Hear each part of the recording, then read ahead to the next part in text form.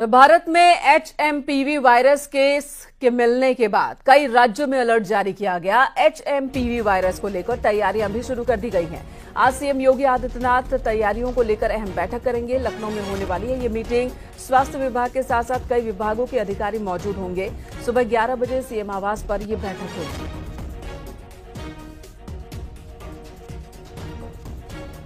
आज मुख्यमंत्री योगी आदित्यनाथ मीटिंग लेने वाले हैं।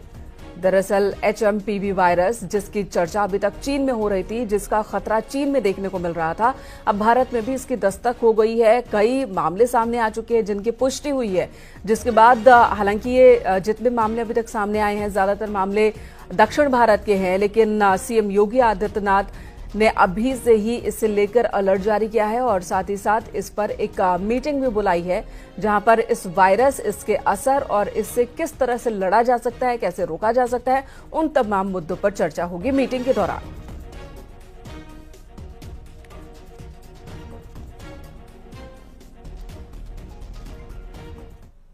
बताया जा रहा है कि कोरोना जैसा ये वायरस है एचएमपीवी, जिसकी चीन में बहुत ज्यादा इस वक्त खतरा देखने को मिल रहा है। भारत में दस्तक हो चुकी है। बेंगलुरु में 2 केस मिले हैं, जिनमें 3 महीने और 8 महीने के बच्चे भी संक्रमित पाए गए। वहीं भारत सरकार ने वायरस को लेकर पैनिक न होने की अपील की है। ये वायरस क्या है और इसके लक्षण क्या है, कैसे इसका संक्रमण होता है, आपको इस रिपोर्ट में दिखाते हैं।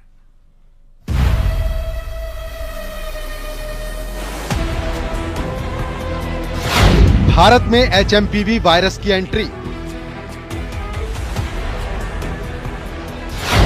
बेंगलुरु में मिले वायरस के केस।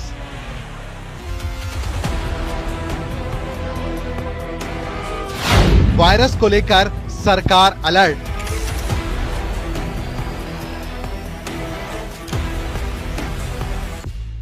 चीन में फैले एचएमपीवी वायरस की भारत में भी एंट्री हो गई है। डराने वाली ये खबर बेंगलुरु से सामने आई है, जहां 2 बच्चों में एचएमपीवी वायरस मिला है। बच्चों का इलाज बेंगलुरु के निजी अस्पताल में चल रहा है।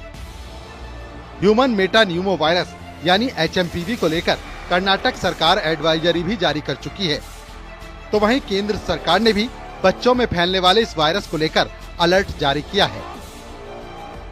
आखिर क्या है एचएमपीवी वायरस और कैसे लोगों को ये प्रभावित करता है?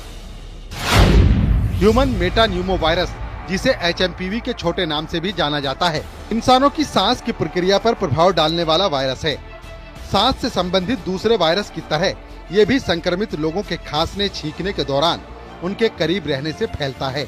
ये मुख्य तौर पर बच्चों पर असर डालता है। हालांकि कमजोर प्रतिरोधक क्षमता वाले लोगों और बुजुर्गों पर भी इसका प्रभाव दर्ज किया गया है। इस वायरस की वजह से लोगों को सर्दी, खांसी, बुखार की शिकायत हो सकती है। करें तो उसी तरह के लक्षण होते हैं जैसे कॉमन कोल्ड के अंदर होते हैं, जैसे कफ का होना, कोल्ड का होना, सोर थ्रोट होना, बुखार होना।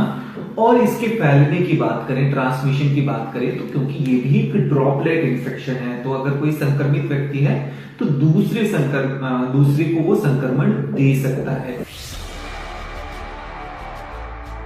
मुख्य रूप से देखा जाए तो ये नया वायरस बच्चों को अपनी चपेट में लेता है, खासकर उन बच्चों को जिन्हें निमोनिया जैसी बीमारी है। सर्दी के मौसम में ये वायरल तेजी से फैलता है, इसीलिए बच्चों की हेल्थ को लेकर ज्यादा ध्यान रखने की जरूरत है। जो इस तरह के फ्लू लाइक सिम्टम्स की जो बीमारियां होती है, उनके केसेस में कोई अनएक्सपेक्टेड या ऐसा कोई सर्ज देखने में नजर नहीं आ रहा, तो लगता नहीं कि ऐसी कोई चिंता की बात है फिलहाल देश के अंदर।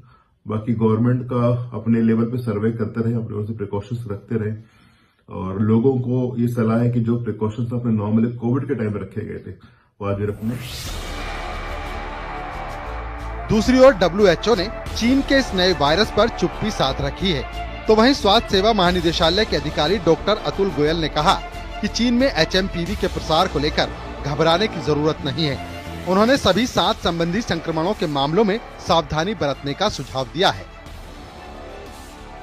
हमें ऐसा नहीं लगता इन द सेंस कि यहाँ पे मेटान्यूमो वायरस एक नॉर्मल रेस्पिरेटरी वायरस है जो जुकाम जैसे बीमारी करता है, या कुछ लोगों में फ्लू जैसे सिम्टम्स हो सकते हैं, खासकर जो बहुत बूढ़े लोग हैं या बहुत 1 साल से कम उम्र के बच्चे हैं। लेकिन ऐसी कोई सीरियस बीमारी नहीं है जिससे चिंता करने की जरूरत है।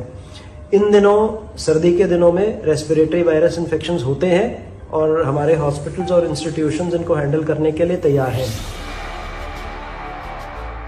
आपको बता दें कि चीन के कई इलाकों में अघोषित इमरजेंसी लग चुकी है, अस्पतालों को अलर्ट जारी हो चुका है। तो वहीं भारत सरकार भी सतर्क हो गई है। भारत सरकार ने 4 जनवरी को ज्वाइंट मॉनिटरिंग ग्रुप की बैठक की थी और चीन में वायरस के मामले को लगातार मॉनिटर करने की बात कही गई है। अब देखने वाली बात ये होगी कि चीन में फैले इस नए वायरस का कहर क्या दुनिया में फिर से दिखने वाला है। Bureau report, news 18।